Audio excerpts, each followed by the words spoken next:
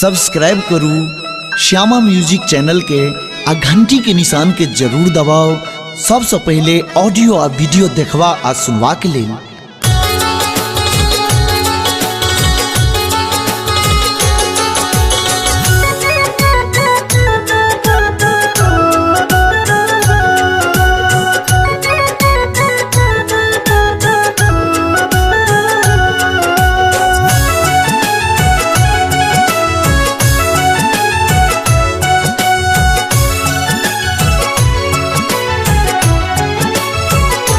बनबो दुल्हा तोरे अच्छा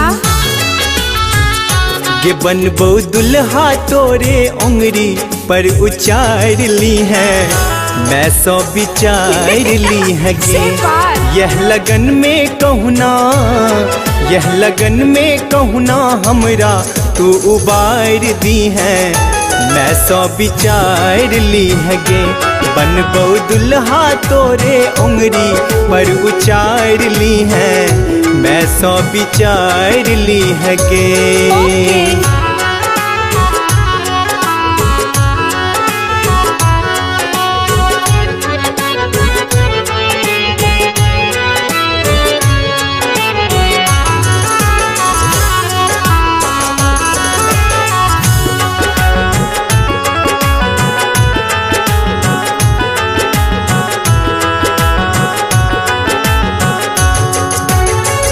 प्रेम कहानी ता जानो घर भैया लग तो दहेज में नहीं एको गो रुपैया सच्चे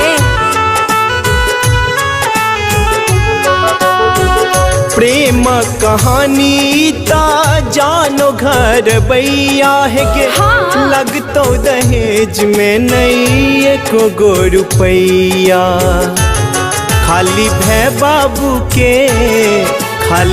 बाबू के कनिए तू संभाल ली है ठीक मैं सो विचार ली है गे बनबो दुल्हा तोरे उंगली पर उचार ली है मैं सो विचार ली है गे यह लगन में कहूना हमरा तू उबार दी है मैं सो विचार ली है गे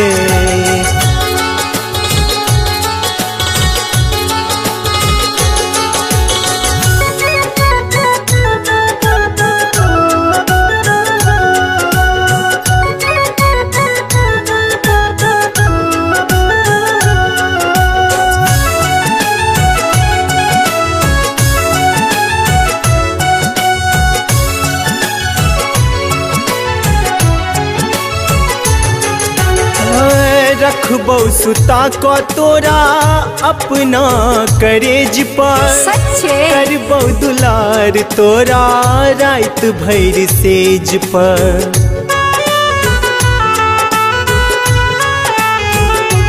हे गे रखबो सुता को तोरा अपना करेज पर हाँ। करबो दुलार तोरा रात भर सेज पर देबो नाक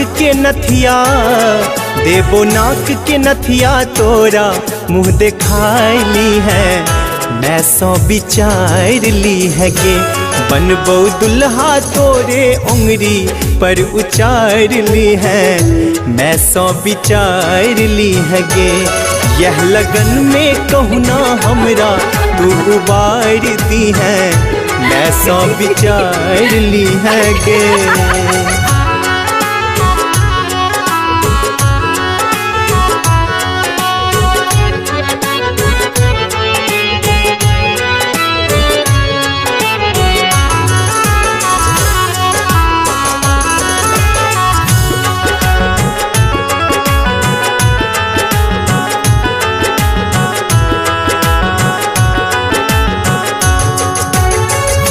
रहन काबू है गे अब हमरा मोन पर कते तड़प भी अहिना रही रही को फोन पर से की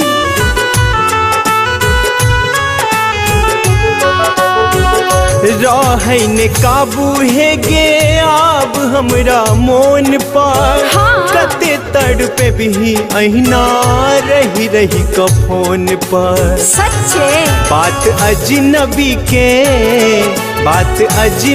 के मोन कने पार ली है। ठीक छे। मैं सो विचार ली है गे बनबो दुल्हा तोरे उंगरी पर उचार ली है।